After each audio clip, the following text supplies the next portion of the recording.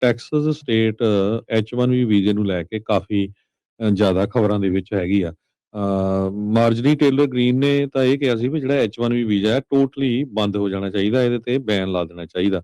ਹੁਣ ਇੱਕ ਖਬਰ ਆ ਰਹੀ ਆ ਵੀ ਵੀਡੀਓ ਸਰਕੂਲਰ ਹੋ ਰਹੀ ਆ ਜਿਹਦੇ ਵਿੱਚ ਇਹ ਦੱਸਿਆ ਗਿਆ ਵੀ H1B ਵੀਜ਼ੇ ਦੇ ਫਰਾਡ ਡਿਟੈਕਟ ਹੋਇਆ ਆ ਫ੍ਰਿਸਕੋ ਟੈਕਸਸ ਦੇ ਵਿੱਚ, ਜਿੱਥੇ 5 ਬਿਜ਼ਨੈਸਸ ਇੱਕ ਹੀ ਘਰ ਦੇ ਵਿੱਚ ਰਜਿਸਟਰਡ ਆ।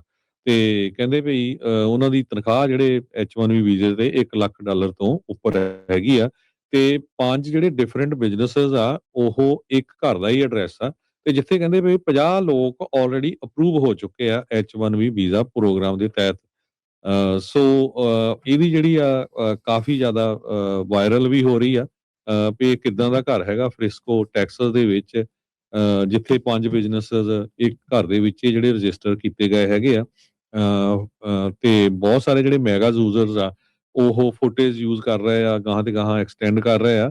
ਤੇ ਇਹ ਵੀ ਕਲਿੱਪ ਦੇ ਵਿੱਚ ਕਲੇਮ ਕੀਤਾ ਗਿਆ ਵੀ ਇੱਕ ਭਾਰਤੀ ਮੂਲ ਦਾ ਇਮੀਗ੍ਰੇਸ਼ਨ ਲਾਇਰ ਚਾਂਦ ਪਰਵਾ ਥਿਨੈਨੀ ਉਹਨੇ ਕਹਿੰਦੇ ਅਪਰੂਵ ਕਰਾਏ ਆ ਹੰਡਰਡਸ ਔਰ ਥਾਊਜ਼ੈਂਡਸ ਆਫ H1B ਵੀਜ਼ਾ 2020 ਤੋਂ ਲੈ ਕੇ ਹੁਣ ਤਾਈਂ।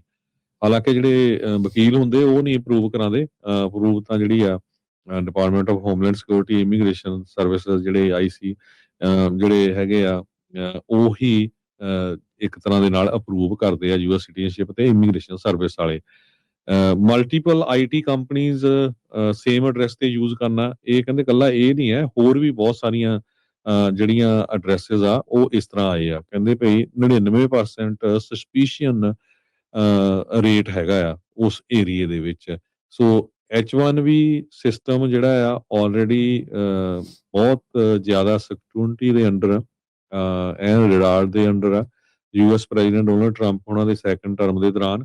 ਤੇ US CIS ਕਹਿੰਦੇ ਵੀ ਸਾਈਟ ਵਿਜ਼ਿਟਸ ਕਰ ਰਹੀ ਆ, ਆਡਿਟ ਕਰ ਰਹੀ ਆ, ਸਕਰੀਨਿੰਗ ਕਰ ਰਹੀ ਹੈਗੀ ਆ ਜੋ ਲੋਕ H1B ਵੀਜ਼ੇ ਦੇ ਉੱਤੇ ਹੈਗੇ। H4 ਦਾ ਵੀ ਜਿਹੜਾ ਹਰਜੋਤ ਸਿੰਘ ਜੀ ਨਾਲ ਮਸਲਾ ਬਣ ਗਿਆ।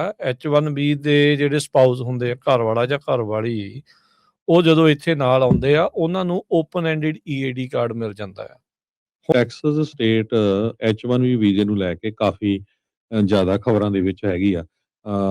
ਮਾਰਜਰੀ ਟੇਲਰ ਗ੍ਰੀਨ ਨੇ ਤਾਂ ਇਹ ਕਿਹਾ ਸੀ ਵੀ ਜਿਹੜਾ H1B ਵੀਜ਼ਾ ਹੈ ਟੋਟਲੀ ਬੰਦ ਹੋ ਜਾਣਾ ਚਾਹੀਦਾ, ਇਹਦੇ ਤੇ ਬੈਨ ਲਾ ਦੇਣਾ ਚਾਹੀਦਾ।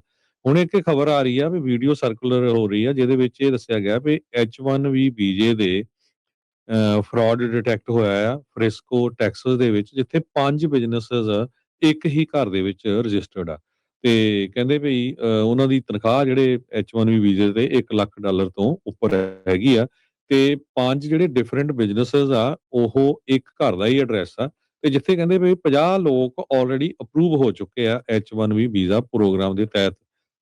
ਸੋ ਇਹਦੀ ਜਿਹੜੀ ਆ ਕਾਫੀ ਜ਼ਿਆਦਾ ਵਾਇਰਲ ਵੀ ਹੋ ਰਹੀ ਆ ਵੀ ਇਹ ਕਿੱਦਾਂ ਦਾ ਘਰ ਹੈਗਾ ਫ੍ਰਿਸਕੋ ਟੈਕਸਸ ਦੇ ਵਿੱਚ, ਜਿੱਥੇ 5 ਬਿਜ਼ਨੈਸਸ ਇੱਕ ਘਰ ਦੇ ਵਿੱਚ ਹੀ ਜਿਹੜੇ ਰਜਿਸਟਰ ਕੀਤੇ ਗਏ ਹੈਗੇ ਆ।